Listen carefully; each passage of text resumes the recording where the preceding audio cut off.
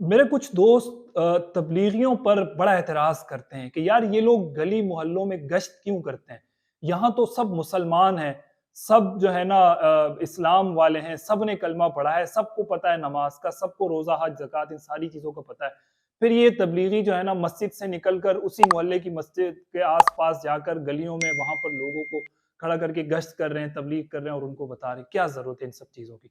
मेरे दोस्तों मैं आपको बताता चलूँ ये तबलीग की जो मेहनत है ना इसकी बड़ी बरक़ात हैं और हमने देखा है आपको भी पता है कि आपके गली मोहल्ले में इस तरह के दसियों नौजवान पाए जाते हैं जो आज भी गाफ़िल हैं अपनी नमाज़ों से। वो बावजूद इसके कि वो मुसलमान हैं, बावजूद इसके कि उन्होंने आँख खोली एक मुसलमान घराने में, बावजूद उसके कि उनका बैकग्राउंड बहुत अच्छा है, उनके घर वाले नमाज़ी हैं, लेकिन वो नौजवान चूँकि आज का दौर वो खैरुल कुरून का दौर तो नहीं है ना, आप अलैहिस्सलाम का, सहाबा किराम का, ताबीन का या तबा ताबीन का तो कोई ज़माना नहीं चल रहा, बल्कि ये फितनों से भरा हुआ एक ज़माना है। तो इसमें ये लोग तो हमारे मोहसिन हैं, ये तबलीगी, ये हमारे पास आकर हमें याद दहानी करवाते हैं कि अल्लाह से होने का यकीन, गैरुल्लाह से ना होने का यकीन और पूरी दुनिया मिल जाए तो मच्छर के पर के बराबर आपको नुकसान नहीं दे सकती। जब तक अल्लाह ना चाहे कोई आपको तकलीफ नहीं दे सकता, जब तक अल्लाह ना चाहे आपको कोई खुशी नहीं दे सकता। ये लोग तो हमारे मोहसिन हैं ये तबलीगी। ये हमें इस बात की याद दहानी करवाते हैं बार-बार। अगर ये याद दहानी ना करवाएँ तो हम 2-4 दिन में भूल जाएँ।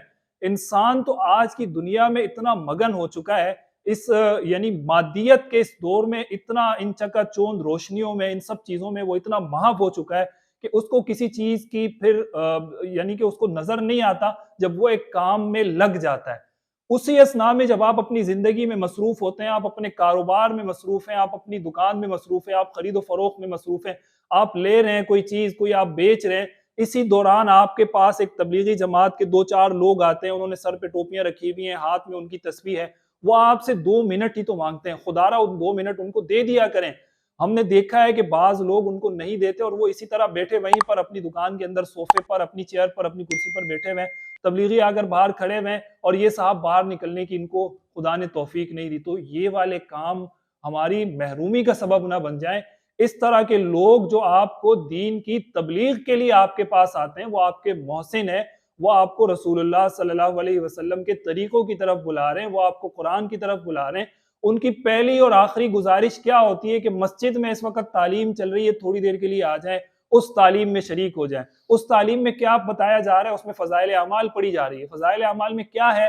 रिसालत माब सल्लल्लाहु अलैहि वसल्लम की अहादीस बताई जा रही है। वहाँ पर आपको कोई मसला समझ में आ जाएगा, कोई काम आपको समझ में आ जाएगा, आप करेंगे, आपकी ज़िंदगी बन जाएगी, आपकी आखिरत बन जाएगी। तो खुदारा इन लोगों को अपना मोहसिन समझें, इनको अपना मोहसिन समझें, ये आपके हम सब के मोहसिनीन हैं कि आकर हमें और हमारे बच्चों को दीन की तरफ बुलाते हैं, दावत देते हैं, वरना इनको क्या ज़रूरत अपना काम-काज, अपना धंधा, सारी चीज़ें छोड़कर महँगाई का दौर है और कौन इसमें जो है ना बर्दाश्त कर पाता है। हर बंदा चाहता है कि मैं बस कमाता रहूँ और अपने बच्चों को खिलाता रहूँ। लेकिन ये लोग जब इस सब